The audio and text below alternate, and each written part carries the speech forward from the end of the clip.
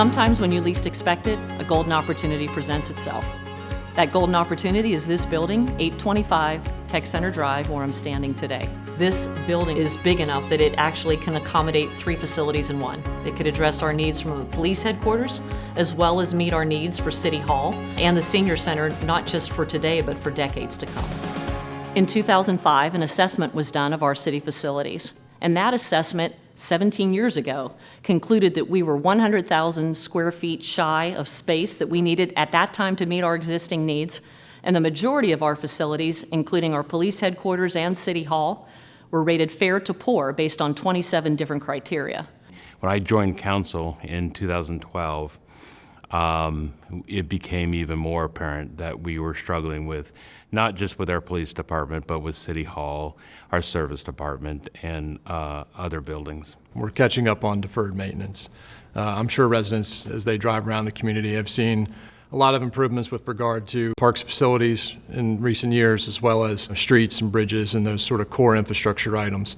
Those items have been subject to deferred maintenance for years, and city facilities are no different. So while those spacing issues were known well over a decade ago, the primary challenge was ultimately funding. Thankfully, with issue 12, we now have secured dedicated funding for capital improvements, and along the long list of items that fall under that definition of capital improvement, certainly facilities would be one. The beginning of this building as it stands today goes back to the original footprint, which was built in 1971. Back then, there were about 13 employees, the Division of Police. In 1992, when I was hired, this building was under construction. At that time, we had about 32 employees. We just don't have adequate space for a lot of our daily activities, our roll calls, our trainings, and even just talking with the general public. My current position as the community liaison officer, I oftentimes have residents come in and speak with me about various things. The only space that I have to talk to those residents are in our lobby, which is also very small, but it is not private at all. It's just not the space that we need for just a basic discussion. Our parking lot is not secure. It is a very small lot for not only the police function, but City Hall function as well.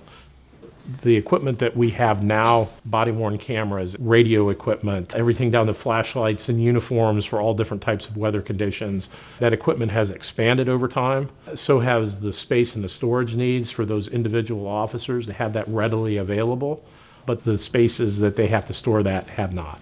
I didn't really know about the roll call room until I actually did when I came in and did my ride along here. And then it just seemed like, okay, this is what they do. This is kind of either it's in the kitchen area. A Sally Port is an area that is where we bring someone in if they're under arrest. We share that space with bicycles for the bicycle officers, cages for canines, cleaning storage, and it's just not a safe space for either the prisoner or us. This building is functionally obsolete for what we need to do in terms of services to the community. The same issues that are plaguing our police department are the same types of issues we're dealing with at City Hall. A lack of storage space, lack of workspace for our employees, and concerns for both security and privacy. So we have multiple personnel that do not have the required space in order to effectively do their job. For the Department of Planning, we have 4 divisions working out of one shared space. Court is in the back of the building, so anyone who comes in to the building to come to court is going to go past the water department. They're going to go past the service department. They are going to walk past citizens who are here to go to Parks and Rec and maybe rent a facility, something like that. One of our prosecutors has to sit in an open hallway. She's at a table behind me, you can see, so she meets with defendants in an open area where citizens are walking back and forth, or other employees are coming to have meetings at different spaces. We just 6 months ago started taking on New Albany Mayor's Court as well. So we run 2 Mayor's Courts out of this facility. It was a little tight for 1. We're getting a lot tighter for 2. So we do have medical type files that are lined in our hallway in the back of our office. We have what used to be a janitor's closet that holds our files that are new files. We even have some file and some storage that are kind of in what used to be an exit to the building.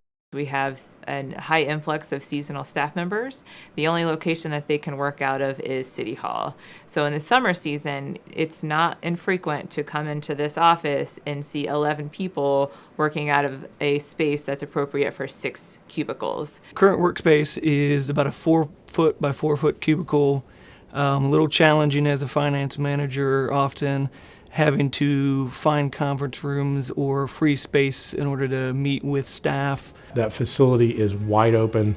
It's in an ideal location. It provides the expansion and the ability for us to look 20, 30, 40, and 50 years into the future. We have to look at the big picture in the future. What is it going to look like down the road here in Gahanna? Knowing that issue 12 has set us up for success, how do we maximize on that success and be able to create opportunities for the city to be ready to take on what's next, as opposed to be reactive to what's occurring?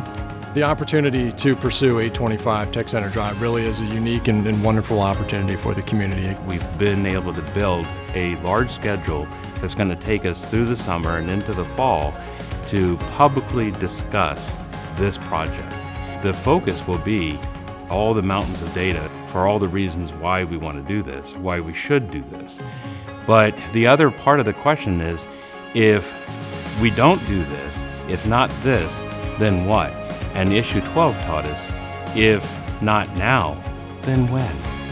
Now is the time.